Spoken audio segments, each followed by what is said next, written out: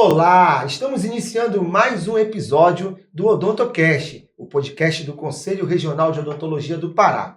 E hoje vamos abordar um tema bastante relevante, que é a educação. Não é isso, Eronci? Sim, hoje nós estamos recebendo aqui no OdontoCast a professora Etiane Alves. Ela que é cirurgiã dentista formada pela Universidade Federal do Pará, possui residência multiprofissional em saúde da família. Ela é mestre em odontologia com ênfase em saúde coletiva, doutoranda em ensino de saúde da Amazônia e docente da Unifamash. Professora Etiane, muito obrigado por ter vindo participar do OdontoCast, o podcast CRO Pará. É um prazer recebê-la para discutirmos um tema que é tão relevante para nós, que é o ensino da odontologia no Brasil e especificamente aqui no estado do Pará. Eu agradeço o convite por estar aqui e poder compartilhar desse tema tão importante. Muito obrigada. E não podíamos falar de educação sem falar em ética também. Para tanto, temos a nossa ex-presidente da Comissão de Ética do Conselho Regional de Odontologia do Pará, que também foi presidente da intervenção. Então, eticamente, não teríamos uma pessoa tão capacitada para falar quanto a doutora Carla Hermes, que é cirurgiã dentista, especialista em odontopediatria e continua fazendo parte da Comissão de Ética do Conselho Regional do Estado do Pará. Etiane e Carla, bem-vindas. E só lembrando que hoje a Carla também atua como docente também aqui no estado do Pará. E também a Carla está como docente na Unifamash também, atuando como preceptora, né? E então nós temos aqui, vamos explorar essa conversa, né, junto com as duas e com o professor também, Eronci, que é docente também do IOA, conselheiro e também coordenador do curso de especialização em ortodontia do Instituto Odontológico das Américas, em Belém. Pessoal, à vontade, Eronci, faz a primeira pergunta logo para a gente provocar a Etiane. Vai! Etiane, como é que você vê hoje o atual cenário do ensino odontológico no Brasil e especificamente na nossa realidade de Pará? Queria que você nos situasse, a partir da tua visão, como é que se encontra, o que você pensa hoje a respeito de como está se dando o ensino da odontologia no Brasil e especificamente depois aqui no nosso estado do Pará? Bem, a odontologia, né, ela é uma profissão muito antiga, né? Então, quando a gente olha o processo de formação dos profissionais e compara com os períodos mais anteriores, a gente vê que a gente tem um cenário hoje muito diferente do que a gente viveu há 10, 12, 15 anos atrás. O cenário em que nós fomos formados era um cenário em que não tinha ainda tantos recursos tecnológicos implementados nesse processo de formação. Então, hoje, dentro do cenário da odontologia, a gente observa que a educação, o processo de ensino-aprendizagem, ele tem uma gama de possibilidades para motivar os discentes, para formar esses profissionais sob diferentes óticas, né, dentro do campo das ciências biológicas, humanísticas, sociais e odontológicas, né?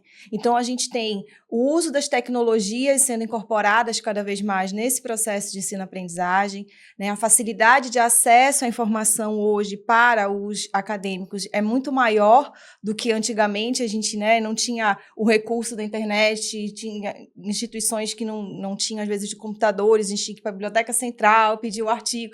Hoje em dia, no celular, eles conseguem localizar um artigo de forma muito rápida, né? Então, essa agilidade e o acesso da informação tem sido um grande diferencial hoje na formação, né, desse novo público da odontologia. E quando a gente fala da nossa região, a gente observa que, apesar dos avanços que a gente teve no contexto educacional, a gente ainda tem uma população aqui no Pará que necessita de uma assistência odontológica voltada para a sua realidade, mas em localidades que ainda alguns recursos tecnológicos não estão acompanhando esse processo, né? Então, a gente já puxa para um outro lado, que é a questão mesmo que o nosso estado, falando especificamente do Pará, né, a gente concentra muitos profissionais de odontologia na capital, né, e a gente precisa ter um olhar diferenciado para a região do interior do estado, né, porque o Pará, ele é quase que um outro país, pelas suas dimensões continentais, pela sua especificidade, né, territorial. Cada região tem aspectos culturais, migratórios diferentes que enriquecem esse processo populacional ali, e a gente precisa atender isso, né? Então, hoje, educação, ela mudou bastante em relação ao que a gente viveu quando a gente era aluno, pela facilidade que a gente tem hoje de acesso a essa informação. Pois é, mas aí eu vou entrar que isso para mim é paradoxo, né? Por quê?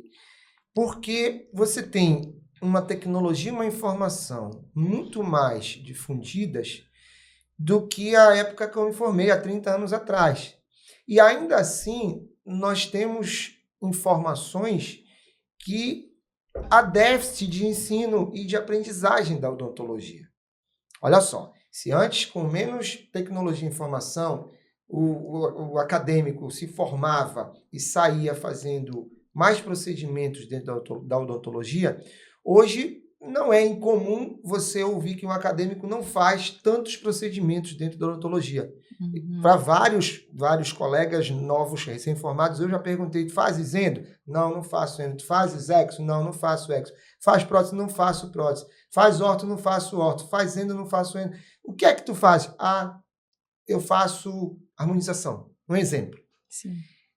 Será que a odontologia também não está sendo desvirtuada dentro da academia? É uma pergunta provocativa para a coordenadora de uma faculdade. Mas esse desvirtuamento que está ocorrendo dentro da academia, que pode ser, não estou afirmando, mas que pode estar ocorrendo, onde é que está esse ponto cego? Antes da Etienne responder, eu gostaria de fazer um adendo a essa tua afirmação. Vou concordar em parte. E olha que a gente concordar também é um pouco difícil, né? A gente geralmente está discordando das coisas. Mas na minha visão, é claro que hoje nós temos muito mais acesso à informação. Hoje, com um toque, eu tenho acesso a qualquer informação em qualquer parte do mundo. Realmente, na nossa época, era muito mais difícil, né? E olha que a gente está falando... Fomos contemporâneos de faculdade. Eu e Etienne somos contemporâneos de faculdade e não temos muito tempo de formado, né? Eu acabei de completar ontem 11 anos e você acredita que 12 anos de formado. Então, essa facilidade de acesso, de fato, ela traz uma pouca imersão do aluno, independentemente de ser na odontologia, em profundidade no conteúdo, né? O fato de nós termos muita informação fácil não nos condiciona a nos aprofundarmos. Isso é uma realidade em qualquer área, né? E hoje há um desafio muito mais em alta hoje em dia, que é você preparar o aluno para pensar e não necessariamente para acumular dados e acumular conhecimentos, né? Mas, Marcelo, a gente tem que entender também que hoje há uma demanda no mercado de um profissional mais especializado. Aquele profissional generalista de 20, 30 anos atrás que fazia tudo, ele não tem mais tanto espaço no mercado hoje, até porque houve um desenvolvimento técnico-científico muito grande na área da odontologia. Então, as especialidades, elas se desenvolveram. A área de dentística, a área de endodontia, de ortodontia, todas as especialidades sofreram um avanço muito grande em técnica, né? E isso também limita o clínico geral, o graduado, de fazer tudo, né? Porque você tem muito mais especificidade técnica. Mas aí eu vou discordar de ti também, como a gente sempre não concorda. Só um segundinho, Carla. Nós estamos falando de uma realidade que o generalista, ele pode não estar em voga dentro de uma capital. Mas tu tens uma capital e 143 municípios do interior que não é só especialista. E que tu vais ter o generalista atuando. Então, isso aí é uma questão a ser considerada. Mas aí eu preciso fazer um adendo dentro desse contexto. Aí vamos falar dentro de aspectos acadêmicos e pedagógicos, tá? Toda instituição que oferta odontologia, ela tem um projeto pedagógico. Esse projeto pedagógico, ele está em consonância com as diretrizes curriculares. Então, as diretrizes curriculares, elas direcionam as instituições para construir esses projetos pedagógicos, e esses projetos pedagógicos vão formar esses profissionais. E aí entra naquilo que o Eranci está comentando. Um projeto pedagógico, ele não vai abranger todas as especialidades que a odontologia oferta. Ele vai abranger aquilo que é essencial para formar um dentista com competências e habilidades para um atendimento clínico geral. E hoje, com a diversidade de especialidades que a gente tem, né, a odontologia, os projetos pedagógicos, eles vão ter, né, que atingir essas competências, e nem todas as especialidades vão passar pelo contexto da graduação. Então, a gente tem uma formação voltada para aquilo que as diretrizes curriculares determinam, né? E tem as especificidades de algumas especialidades até recentes que tem no mercado e que são inseridas, às vezes, na graduação, num contexto que o discente não tem tanta habilidade manual ainda para fazer aquele procedimento, né? Quando que, na verdade, outras especialidades seriam essenciais para atender a demanda do mercado. Olha só, então isso que tu estás falando, no meu raciocínio, é o ponto cego. Porque as diretrizes que são feitas pelo Ministério da Educação, aí é que entra questões que são interessantes do ponto de vista de formação da educação. Se essas universidades públicas e as particulares, que nós sabemos que têm ensinos com as mesmas diretrizes, mas com vieses diferentes, né? Nós temos que entender que esse profissional que vai sair ao mercado e vai chegar ao conselho como profissional que vai ser inscrito, ele está trazendo sérios problemas para o conselho. E a discussão é a partir desse momento. O que a educação vai influenciar no novo profissional para que ele faça um trabalho que ele não vai acabar no conselho. Mas veja bem, Marcelo, aí a gente está indo para um outro ponto. Eu entendo muito bem a Etiane quando ela fala da limitação dos projetos pedagógicos, e isso não é um ponto cego. Porque eu falei que hoje nós tivemos uma evolução muito grande técnica de todas as áreas da odontologia. E a ética? E é isso que eu quero chegar agora, porque se a gente for pegar, eu estou aqui com a proposta de diretrizes curriculares do MEC, e o primeiro parágrafo, ele é muito interessante, porque ele cita o seguinte, o perfil do formado, do egresso, ele diz que o cirurgião dentista, profissional generalista, consolida a formação técnico-científica, humanística e ética, orientado para a promoção de saúde, com ênfase na prevenção de doenças bucais prevalentes. Né? Se a gente for parar para analisar, hoje, esse parágrafo ele não mostra uma realidade do que a gente vê no mercado, mas não pela questão da formação técnica, eu diria até mais pela formação ética do profissional. Né? Hoje a gente vê profissionais que não estão preocupados com a promoção de saúde, mas vinculados muito à área estética ou à área da atuação com procedimentos. Né? Como é que você vê isso? Como é que a academia ela pode está trabalhando no sentido de melhorar essa formação de prevenção? Porque hoje a gente vê colegas indicando procedimentos extremamente invasivos, como, por exemplo, laminados cerâmicos, lentes de contato em resinas, em pacientes que têm uma estética que não necessita disso. Com um procedimento muito mais conservador, você conseguiria atingir um resultado interessante e trazendo, né, saúde para o paciente. Temos que entender que somos profissionais da área da saúde e, como profissionais da área da saúde, nós precisamos, né, promover saúde para os nossos pacientes e não necessariamente atuar, intervir. Às vezes, acompanhar é promover saúde, muito mais do que intervir. Pois é, Ironci, mas aí analisa uma coisa. Todo esse contexto, ele não necessariamente advém da parte pedagógica da instituição de ensino. Ele advém também dessa geração. Sim. Dessa geração onde a estética é algo que preconiza todo e qualquer efeito visual, que hoje em dia, se você não é magro, você não está dentro do contexto de beleza, entendeu? E a questão dos dentes. A cor foi algo que começou a interferir, aquilo que nós aprendemos lá atrás sobre coloração dentária natural, ela já não... Biotipo não inclui mais. Então, eu acho assim que esse contexto de número de especialidades terem aumentado, entendeu? Do meu tempo para cá. Hoje são 23, né? São muitas. Lá atrás e isso, como 6, e aí, 7, olha 10, só o que acontece. Antigamente, nós tínhamos uma grade curricular em 4 anos. Hoje, a odontologia são 5 anos. Quer dizer, 1 ano a mais é algo significativo. O que eu penso é que não dá-se a oportunidade, porque tem muitas outras coisas. Eu não sou da área da pedagogia de formação, mas hoje se dá muito mais oportunidade às especialidades e a graduação não consegue abranger todas essas especialidades, apesar de agora já terem que fazer parte da grade curricular. Então, o aluno ele sai sem muita prática, entendeu? Nós tínhamos oportunidade de outras práticas, por isso a gente saía com mais habilidade, Porque nós podíamos fazer determinadas coisas fora da faculdade. Hoje em dia, o próprio conselho não permite mais. Que é um assunto que nós vamos Que é o abordar daqui assunto a que vai ser pouquinho. abordado. Entendeu? Entendeu? A discussão aqui, Eronci, e a gente está nesse bate-papo que é para orientar quem estiver nos assistindo, é no sentido de quê? De provocar reflexões nossas e de colegas para melhorar o quadro da educação que nós sabemos que está problemático. Problemático quando ele reflete o profissional que está sendo posto no mercado. Se são 11 faculdades em Belém, há 30 anos atrás era uma faculdade. Sim. Uma.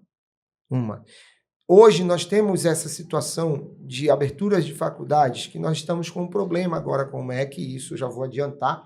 O CFO judicializou o MEC agora em outubro de 2022 para não abrir mais cursos, nem mais vagas nos cursos já existentes.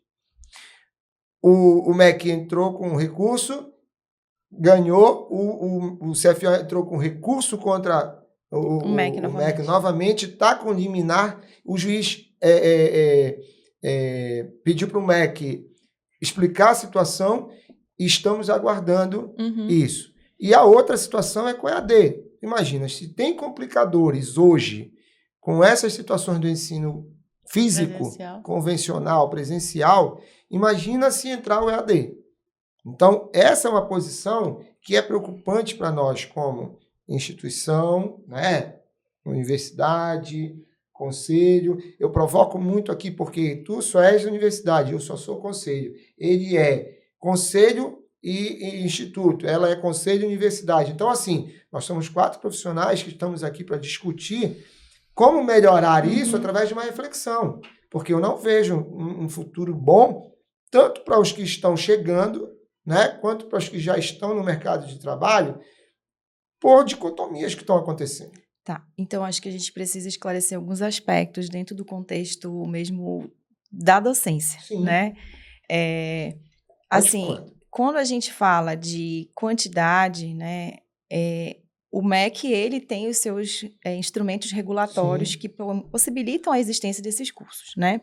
Quando esses cursos eles são autorizados, é porque eles preencheram pré-requisitos dentro dos atos regulatórios que são definidos pelo MEC. Eu vou entrar nessa questão, vai falando. Aí, os cursos, eles têm um projeto pedagógico que tem que estar em consonância com as diretrizes curriculares. Sim. Então, nessas visitas, o MEC ele vai avaliar as condições, o projeto que está sendo proposto ali, e quando ele autoriza é porque está de acordo para funcionar, né? E, obviamente, ele continua acompanhando isso, depois tem outros processos em que ele volta novamente para avaliar esses cursos. A gente precisa ter um olhar também em relação a essa questão pedagógica, porque, assim, o EAD na odontologia, existe uma portaria que possibilita que até 40% de cursos presenciais possam ter atividades online, né? Que são o ensino à distância, utilizando essas ferramentas tecnológicas. Até 40%. Então, quando você afirma assim, odontologia é AD, você quer dizer que o curso inteiro é em AD. Não, calma. Não disse isso. Mas a gente tem que ter cuidado quando a gente afirma assim que, né, a odontologia é em AD. Não é isso. A gente tem que entender que até 40% de cursos presenciais, legalmente, pode-se ter, né, uma carga horária de ensino, que a gente até fala mediada por tecnologias, né? Então, isso significa dizer que você pode ter dentro do curso, né, disciplinas que vão formar aspecto utilizando um recurso metodológico mediado por tecnologia, tá? Então, não significa dizer que o curso inteiro é em EAD. Então, a gente precisa fazer essa diferença, porque isso tem que estar registrado no projeto pedagógico, né? E a instituição tem um amparo legal para fazer isso. Quando eu falo instituição, estou falando, assim, estou falando de modo geral, educação, tá? E aí, quando a gente fala da odontologia EAD, a gente só tem que ter esse cuidado, porque é até 40%. Então, se é até 40%, não significa dizer que todas as instituições utilizam isso daí. Tiane, né? Sabe o que acontece para mim? Eu já tenho uma estrada aqui, eu tenho meu entendimento, tá? O SUS é o melhor plano de saúde do mundo. Ele te dá tudo. Mas deturpam o SUS. Assim como deturparam o SUS, podem deturpar os 40% de AD. Mas calma, tudo é fiscalizado, Não, a gente tem registro. aí é que A está. gente tem que entender, Marcelo, Aí é que está. A fiscalização que tu falaste agora é a mesma que tem fragilidade quando abrem tantas faculdades que não tem condições de abrir, nem por que abrir, mas se abre por um lobby político, por uma questão, e eu toco na ferida mesmo, entendeu? Não estou falando que é A, B ou C, mas eu estou te falando que quando o mercado se apresenta, comercialmente, quem tem o dinheiro faz acontecer. Infelizmente, isso é o nosso país e eu não nego isso, entendeu? Respeito a posição de qualquer um que vá sempre por essas diretrizes. Poxa, a grade curricular, que eram 4 anos de odontologia, hoje são 5, será que ela já não precisa de 6 anos? Por quê? As especialidades que tem vão necessitar. Exatamente. Entendeu? E o MEC continua muitas, abrindo né? faculdade. Será que é uma situação que é para abrir faculdade ou é para rever a grade curricular que tem as diretrizes que estão aí no mercado?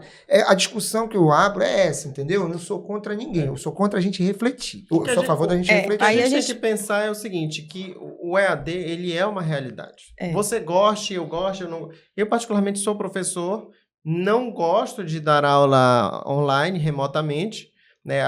Pela questão da pandemia, eu tive que me adaptar a isso. Todo mundo acho que teve que se adaptar um Sim, pouquinho sim. no online. Mas a gente tem que entender que, do ponto de vista pedagógico, o online, o EAD, ele é uma realidade, a gente queira ou não. Né? E é uma realidade que veio para ficar e a gente vai ter que aprender a ir lidando com ela. Mas será Numa- que é numa uma profissão- realidade produtiva? Numa profissão é produtiva no sentido de que talvez você que é de uma outra geração, que não é tão acostumada com essa realidade, ache esse tipo de ferramenta improdutiva. Mas para o jovem, porque a gente que é a professor de graduação, o aluno ele sempre tem a mesma idade, né? A gente vai ficando mais e velho, tem mas o ainda aluno sempre tem a mesma Ainda idade. tem um aspecto, é que, assim, se tem algumas percepções equivocadas de que as disciplinas que são mediadas por tecnologias, elas são mais fáceis. Pelo contrário, elas exigem muito mais do discente, no sentido dele ter postura, hábito de estudo, de se condicionar para poder ficar ali assistindo uma videoaula, né, fazendo as suas anotações, resolvendo Pois é, as professora, demandas que estão no... Mas no- assim, no- pela nossa própria experiência, o pouco, né, que eu tenho ainda, a dificuldade de concentração que a gente vê de alguns discentes no processo de aula e tudo, e a tecnologia, ela dispersa muito, né? Fazer assim, ministrar com muita frequência, numa carga horária relativamente grande, 40%. até 40%. Não, pois é, até 40%. E aí é mas preciso vamos esclarecer explorar um negócio assim, que não significa dizer, gente, que todos os cursos vão utilizar esses 40%. A gente tem que ter um pouco de cuidado com isso, porque quando o documento do MEC, ele diz que pode ser até 40%, né? Pode ser que o curso tenha 2 disciplinas que sejam mediadas por tecnologia. Você não entendi. pode generalizar. Então, é isso que eu quero que vocês entendam. Eu entendo as críticas que o Folha faz, mas também a gente precisa entender que a gente precisa olhar o projeto pedagógico de cada instituição para ver o que está delineado lá, né? Onde está essa educação mediada por essas tecnologias, né? Então, hoje a gente tem aparatos de plataformas de laboratórios virtuais que simulam a realidade como se fosse, assim, ao vivo, né? Então, Sim. são aparatos tecnológicos que vieram para trazer uma aprendizagem diferenciada, né? Mas nota bem, eu não sou contra a tecnologia, absolutamente. Não sou contra. Eu sou contra a forma que ela está sendo colocada por muita gente. Entendeu? Que é uma forma que eu acho que vai trazer mais prejuízo do que lucro. É isso que eu acho. Quando você coloca um EAD, se você tiver a responsabilidade desse EAD para que ele faça uma parte que seja só teórica, eu não vejo problema quanto a isso. Mas é impossível você controlar 500 faculdades que sejam, entendeu? O MEC não controla. É isso. É uma troca, é uma convivência. Então, a É. gente tem acadêmicos que têm suas limitações no processo de aprendizagem, mas têm uma habilidade manual maravilhosa. A gente já tem aqueles acadêmicos que têm uma habilidade manual que demora um pouco mais para ele Mas, conseguir teoricamente, eles conhecem tudo, eles têm todas as referências. Então, eu tenho alunos assim, eles são fantásticos. Eu pergunto, eles trazem segurança junto. Eles me entendeu? relatam de uma forma brilhante tudo que eles vão fazer, o procedimento, fazer. aspectos biológicos, técnicos, biomecânicos, mas na hora de executar eles Tem têm as muita suas dificuldade. limitações. E alunos Eu que acho fazem o que- contrário, executam de uma maneira brilhante, mas tem muita Eu limitação. não sei. Eu estou muito preocupado, e é por isso que eu provoco essas situações da gente discutir. Eu não quero ser mal interpretado. Talvez eu tenha sido. Não, só com a minha preocupação, não é só isso. A minha preocupação é porque a gente vai discutir um órgão regulatório que eu sai acho que do não é a órgão. nossa ossada Sai aqui. do órgão. Eu acho que a gente precisa falar nesse contexto, assim, educação, beleza, a gente tem muitas faculdades, né? A gente sabe que a gente tem um mercado muito competitivo dentro do ensino odontológico. E aí, eu falando de graduação, ele trabalha na pós, né? A gente tem um mercado muito competitivo. E a gente tem atos que regulam esse mercado educacional. Né? Se está correto ou incorreto, eu não vou entrar nessa área dessa discussão, porque eu não vou discutir o órgão regulatório. Sim. Mas o que eu preciso deixar claro, e aí falando como professora, né, é que quando a gente fala de um projeto pedagógico de um curso, esse projeto pedagógico está amparado por diretrizes que determinam como ele tem que funcionar. E dentro de um projeto pedagógico, dentro de uma janela de 5 anos, a gente vai abordar aquilo que é o essencial dentro de todo esse contexto das diretrizes curriculares. Então, assim, há especialidades que você precisa de uma maturidade, de uma habilidade manual muito mais refinada, muito mais aprofundada, muito mais experiente do que outras, né? Então, por exemplo, num curso de graduação, eu vou trabalhar ortodontia como num curso de pós, ele é da área de orto. A gente sabe que só a especialização de ortodontia é a mais longa, né? Sim. Então, quer dizer, por quê? Porque é uma especialidade complexa. Dentro de uma graduação em que eu tenho outras especialidades para formar um profissional generalista, outras habilidades para desenvolver, eu não vou desenvolver a orto dentro de um contexto aprofundado. Sim. É óbvio isso, Sim, né? Mas o que a gente precisa é o quê? Minimamente instrumentalizar esse acadêmico para sair um profissional generalista. E aí, dali para frente, seguir o caminho dele profissional. Ótimo. E aí que eu entro no ponto que o projeto pedagógico, ele tem amparo legal para utilizar uma educação mediada por tecnologia, até 40%, não significa dizer que todo o curso é AD. E além disso, dentro da própria normativa do CFO, diz que, né, disciplinas específicas não pode ter. Então, a gente tem todo um arcabouço que a gente tem que cuidar, seguir, para que a gente possa funcionar, né, dentro desse contexto. Mas quando a gente fala hoje, né, que as tecnologias facilitaram esse acesso à informação, elas facilitaram esse acesso à informação, mas muitas vezes uma informação superficial, sem evidências científicas. Então, hoje, qual é o nosso desafio enquanto profissional da educação? Isso falando por graduação, eu acredito que deve ser um desafio parecido com o da pós.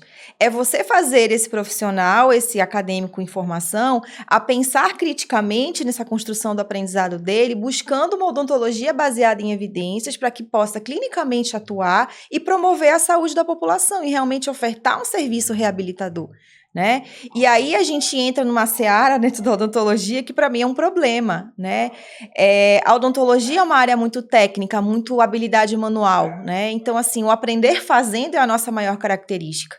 E aí, às vezes, a gente se depara com a situação do acadêmico que ele faz muito bem, mas ele tem uma dificuldade de compreensão, uma dificuldade de conteúdo mesmo, né? Aí tu vai me dizer assim, e aí, Tiane, como é que a gente faz para nivelar isso? É o nosso desafio, porque a gente está falando de seres humanos, a gente está falando de turmas heterogêneas, a gente está falando de pessoas que trazem uma bagagem de pessoas que são diferentes. Então, hoje, para a gente, dentro da educação, né, a gente não tinha o suporte que a gente tem hoje. A gente tem hoje suporte psicopedagógico para os acadêmicos, porque a gente se depara com alunos que, frente a situações, problemas, eles têm ansiedade. Eles não sabem resolver. Né? Então, quer dizer, a gente tem uma geração com adoecimentos que a gente tem que lidar nesse cotidiano. A gente tem que entender que eles existem, não podemos virar as costas para ele, achar que isso é história, mimimi e tudo mais, porque isso é uma realidade hoje. Uma realidade. Sabe o que acontece? As Assim, questões a gente está conversando emocionais numa situação, nunca deixou de haver, sempre teve. Mas Na nossa agora época, a realidade só que é outra. pelo número de pessoas hoje semana aparece muito mais. Muito Hoje você mais, tecla exatamente. Aconteceu semana passada uma questão absurda. O que foi que aconteceu? Uma acadêmica, acho que vocês viram, eu postei até no grupo dos conselheiros, colocou que tinha um lubrificante íntimo que foi indicado para ela. Ela disse assim, vamos viralizar isso. Entendeu? Aquilo ali é incabível, porque aquilo ali vem de uma situação que não é o conselho que vai responder, é aquela acadêmica de passar uma informação daquela totalmente deturpada. Então, assim, esta acadêmica, ela teve o mesmo comportamento que um acadêmico da minha época também teve, só que essa já apareceu no celular, na internet, e ele apareceu de uma outra forma que eu não vou entrar no mérito da questão. E as coisas, hoje em dia, elas vazam com muito mais facilidade. Sim, porque a gente tem as redes sociais, né? Mas eu queria aproveitar esse gancho da Etienne, porque assim, eu concordo totalmente com o que você falou. Acho que, né, o caminho, ele é por aí. Então, a gente, quanto docente, a gente tem um desafio muito grande, né? E aí eu queria te ouvir, queria entender com a tua visão, como que seria o nosso caminho para ultrapassar esse desafio. Porque hoje, se a gente for pegar dados, o nosso último ENAD foi 2019. Sim. Né? Vai ter ENAD esse ano. Vai ter ENAD esse ano. Portaria saiu recente. Então, eu trouxe dados do ENAD, né, onde das faculdades de odontologia no Brasil, né, 40% delas apresentou uma nota 3, 27% apresentou uma nota 4, né, 23,9% apresentou uma nota 2 e apenas 6,7% uma nota 5, né, que seria a nota máxima. Então, a gente vê que, de fato, está havendo aí uma deficiência. Ensino está por quantidade, né? Não por qualidade. Está havendo uma deficiência, mas a gente precisa entender, nós enquanto professores, eu acho que o nosso principal desafio é tentar entender aonde está essa lacuna, porque nós não podemos atribuir essa nota apenas ao comportamento do aluno. Não, na verdade a gente precisa entender que o ENAD, ele tem parâmetros que não é apenas só a prova ali. Então, acho que quando a gente está no meio acadêmico, né, e que a gente trabalha dentro dessas normativas de um órgão regulatório e que essas avaliações são feitas, a gente não está analisando apenas o aspecto da prova ali, do conhecimento do acadêmico. Existem outros aspectos que são considerados, né? Uhum. E aí entra uma questão que os cursos que têm uma avaliação, né, muito baixa, eles têm... O órgão pode ir lá verificar o que está acontecendo, né? Mas, de fato... o desafio quando a gente chega na prova do ENAD e a gente vê o nível das questões, a forma como elas são elaboradas, o que está se perguntando, né? A reflexão e o desafio para a gente que está aqui na ponta da graduação é fazer isso de forma do início ao fim do curso, né? Porque aí a gente entra também no outro aspecto, a gente está trabalhando com professores, cada professor é um ser diferente também, né? E aí a gente tem aspectos pedagógicos dentro desse processo. Mas né? aí vai a minha pergunta, do professor Ossi para a professora Etienne, como que a gente vai superar esses desafios? Eu acredito que estudando mais formas metodológicas de ensino, formas de avaliação, entendeu? Hoje, quando a gente... inclusão do aluno. Inclusão, e eu acredito que essa aprendizagem significativa, a utilização das metodologias ativas de uma forma muito, muito forte, que a medicina vem trazendo... Sim, a medicina já traz há algum que é tempo. o carro-chefe, que já vem há algum tempo fazendo isso, é algo que vai mover e já está movendo os outros cursos. Para quê? Para que o acadêmico ele veja que ele é o principal ator desse processo de ensino-aprendizagem. Nós somos de uma geração que a gente sempre estava lá na posição o quê? De ouvinte, receptor e o professor, o explanador. Não o expositor. Né? A gente não interagia, não participava. E hoje a gente tem que fazer justamente a busca, porque uma das diretrizes e uma das competências que a gente tem que desenvolver no acadêmico é essa autonomia, essa educação permanente, né? De ele ir atrás, ele ser o ator do seu processo de ensino-aprendizagem. Olha, eu fico feliz com o otimismo de vocês, porque eu não estou tão otimista assim, mas segue. Eu tenho uma pergunta para a professora Etienne. Seria uma alternativa isso, né? Eu não estou tão embasada, talvez, para perguntar, mas seria uma alternativa que as faculdades elas reduzissem o número de vagas para os cursos de graduação em odontologia, a ponto de dar uma atenção maior para um número menor de alunos? Mas aí essa questão do número de vagas, ela não é o fator, não é o ponto. Porque quando a gente vai falar dentro de uma prática, dentro de um contexto de prática educacional, a gente tem, por exemplo, a ABENO, que é a Associação Brasileira de Ensino Odontológica, que ela até criou em 2018 um documento orientador para a qualidade de cursos de graduação. E nesse documento ela orienta uma série de coisas que a gente pode se basear. Ela não é um órgão como o MEC, tá? Mas ela é um órgão que auxilia dentro do contexto educacional.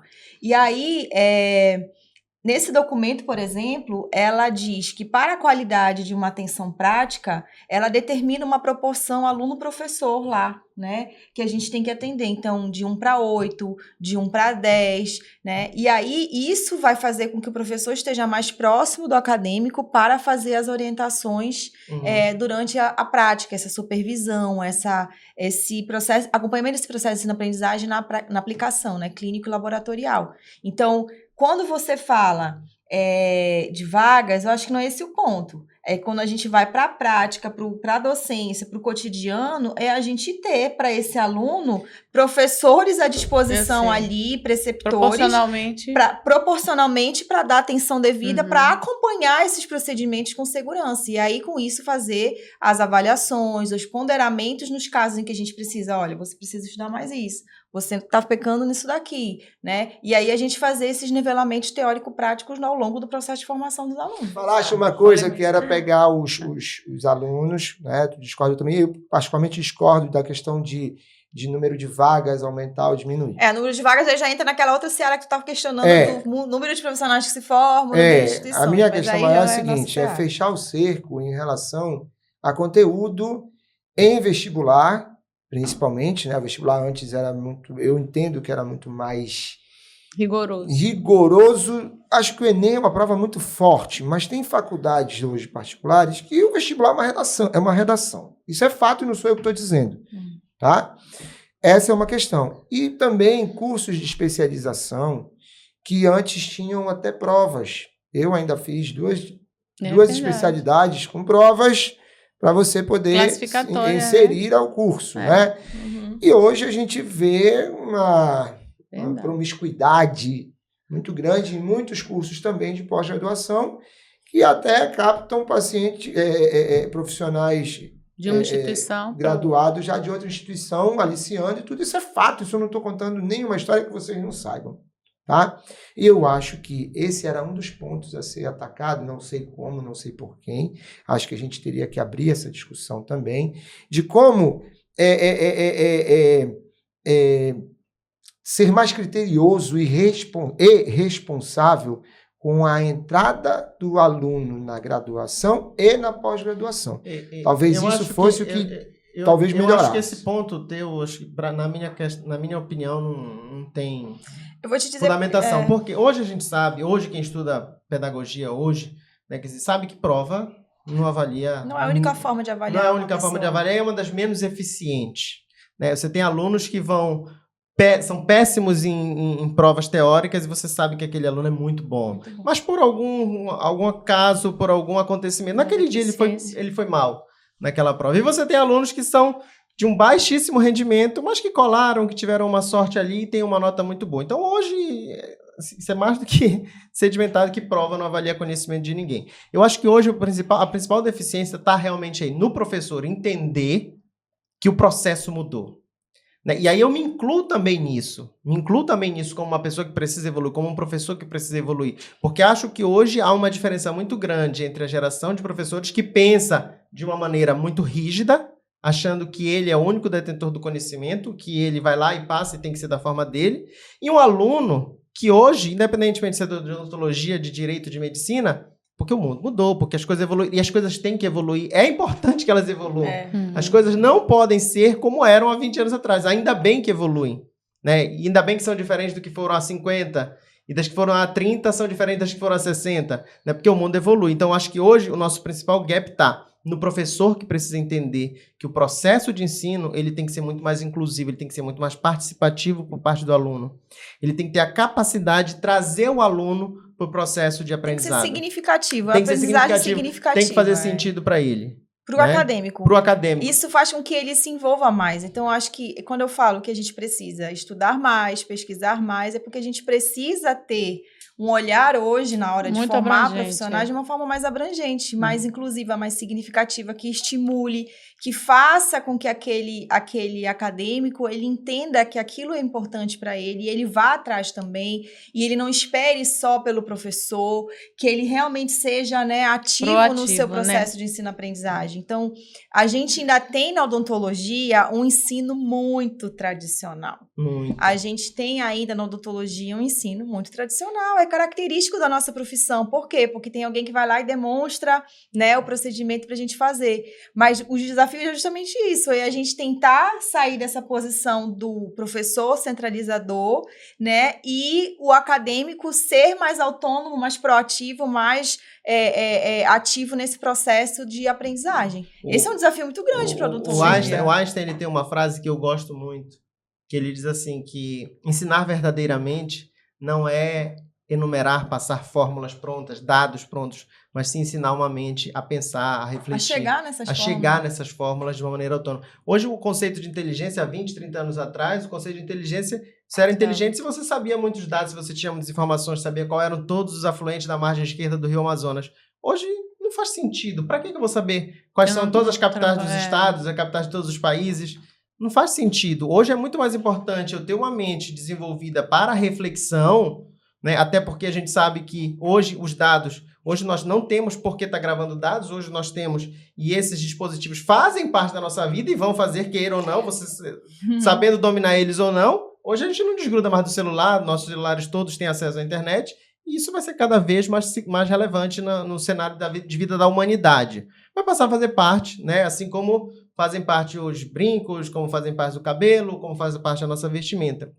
Então, hoje, a principal habilidade que tem que ser desenvolvida no ser humano é a capacidade reflexiva, a capacidade de pensamento crítico, o raciocínio crítico. Reflexivo. Isso é o que a gente tem que aprender a desenvolver na docência. E aí a gente tem que entrar num outro ponto, que tu tocaste na questão do vestibular, desse ingresso, A gente tem políticas que possibilitam instituições federais, que a gente sabe que tradicionalmente tem um processo seletivo muito rigoroso, e acadêmicos que entram e não conseguem avançar no curso, não conseguem ter rendimento por vários outros aspectos, sejam eles sociais, sejam eles de base. Até isso é para ser pensado, tudo entendeu? isso leva a gente a pensar, né?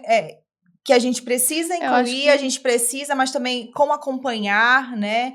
Esses são os desafios que a gente vive hoje na docência. Sim. Né? Concordo com a Eronci, essa questão dinâmica, essa questão de estar movimentando o tempo inteiro. Mas isso é um desafio nosso, a gente não pode culpar. Não. A gente não pode culpar só o aluno, só o perfil, não, porque isso está muito mais relacionado a um perfil da pessoa. Se o cara tem má índole Mas não houve culpa do aluno. A gente está pensando como entidade, como... Todo o processo. A gente tem que pensar em todo o processo. E aí eu me incluo como professor, porque acho que é um desafio muito grande para a gente. E a gente precisa aprender a superar esse desafio. A gente precisa, aprender a preencher esse gap que existe hoje entre um professor, que é de uma geração, e um aluno que é de uma outra. Então, eu acho que a gente está vivendo um processo, uma fase de transição que a gente vai precisar aprender a se adaptar. E aí entra um ponto que eu acho que é muito relevante a gente falar dentro desse contexto, é que hoje a gente precisa pensar nessa formação dentro de um contexto transversal, em que a gente vai trabalhar aspectos éticos, sociais, políticos, econômicos, culturais, técnicos, biológicos, né, tudo. E aí entra essa importância da gente trabalhar a questão da ética aplicada, né, de uma forma transversal.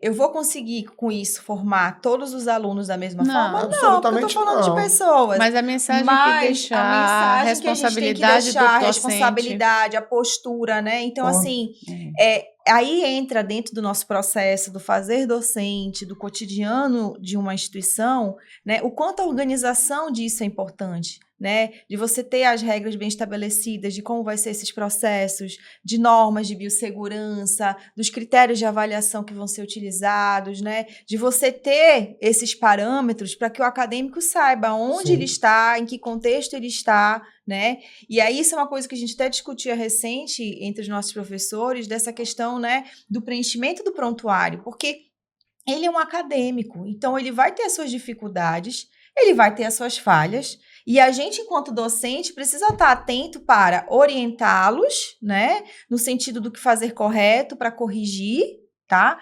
Mas que é relevante por isso, porque existe um aspecto ético, existe um aspecto legal. Fazer sempre a correlação, né? Isso, sempre fazer essa correlação, né? Dentro do que ele está fazendo com aquilo que ele tá, que ele vai fazer depois que ele sair da faculdade também, né? Certo. E aí, até um convite, né, que a gente faz novamente ao conselho de estar sempre conosco, a gente já chamou outras vezes, a gente teve essa parceria, para que a gente possa ir até lá, o conselho também possa vir até nós, né, e aí já é algo que eu pensei quando eu assisti os outros Odontocast, porque eu assisti, E foi uma mensagem até que foi uma convidada de outra instituição que ela trouxe, que eu achei muito pertinente, essa necessidade que a gente tem também de trocas entre instituições. Porque, assim, quando a gente olha o mercado educacional e tu traz esse dado, porque tem muita faculdade, tá, mas tem cada faculdade no seu quadrado, e a gente precisa, às vezes, pensar, né, o que o outro está trabalhando? De que forma eu posso contribuir com o outro, né? De que forma o outro está formando? Né? E essas trocas, elas são muito bacanas, elas são muito importantes, né? E aí isso me incomodou quando eu vi essa fala. Eu falei, olha, realmente, a gente precisa conhecer mais o que o outro faz. Interagir, né? entre as faculdades, né? Porque não é uma questão que a gente precisa olhar dentro de um aspecto mercadológico. A gente precisa olhar dentro de um aspecto pedagógico, de formação humana, né? Eu estou formando um profissional ali.